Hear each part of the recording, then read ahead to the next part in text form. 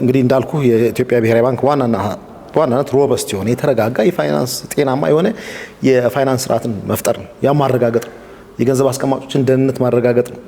የባለ አክሲዮኖችን ጥቅም ማስጠበቅ ነው እንጂ አንዱ ባንክ ውስጥ ሲዋሃድ የሆነ የማናጅመንት ቦታዎች ሊታጠፉ ይችላሉ። እንግዲህ ራሱ ውህደት የሚባለው ነገር በተለይ መርጀር ከሆነ አንዳንዴ በተለይ እኩል አቅም ያላቸው የሚለካኩ ባንኮች ሲዋሃዱ ኮንትሮሉንም ተደራድረህ ነው የምትወስደው። ይሄን ቦታ አንተ ትይዛለህ፣ ይሄን ቦታ እኔ ይዛለሁ ምናምን ብለህ ነው የምትወስደው እኩል አቅም ላይ ሲሆን። ነገር ግን ዝቅተኛ ባንኮች በጣም ዝቅተኛ ትርፍ ምጣኔ ያላቸው ባንኮች ከገበያ ድርሻቸውን በጣም ዝቅተኛ የሆኑ ባንኮች ከትልልቆቹ ባንኮች እኩል ወይም ደግሞ አኳየር ከሚያደርጋቸው ባንክ እኩል የኔጎሺዬሽን ፓወር ይኖራቸዋል ብዬ አላስብም።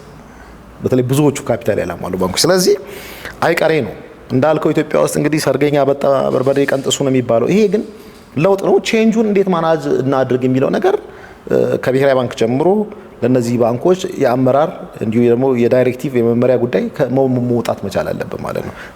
ለማይቀረው ነገር የሚመጣ ከሆነ ማለት ቢኮዝ ቼንጁን ማናጅ ማድረግ ነው በዋናነት የነዚህ ዋና አካላትን የባለ አክሲዮኖችን የገንዘብ አስቀማጮችን ፍላጎት መጠበቅ ነው እንጂ የማናጅመንቱ ወይም ኤክስኪዩቲቭን ወይም የፕሬዝዳንቱን ወይም ምክትል ፕሬዝዳንቶችን ቦታ ማስጠበቅ አይደለም በዋናነት።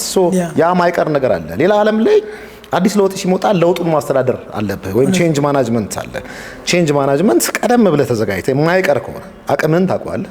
አሁን ላይ ካፒታል ኢሹ አድርጌ ሬዝ ማድረግ እችላለሁ ወይ ኢንቨስተሮችን አሳምኜ ከኢንቨስተሮች ገንዘብ በመሰብሰብ ብሔራዊ ባንክ ያስቀምጠውን ዝቅተኛ የካፒታል ምጣኔ ላሟላ እችላለሁ ወይ? በነገር ላይ 5 ቢሊዮኑንም ከሬዝ ላይ ያደርገው ይችላል ብሔራዊ ባንክ። እንደውም አንዳንድ ባንኮች ለጥንቃቄ በሚል ትልልቆቹ ባንኮች ቀደም ብለው ነው የካፒታላቸውን ያሳድጉት ኤክስፔክቴሽን ስላለ ብሔራዊ ባንክ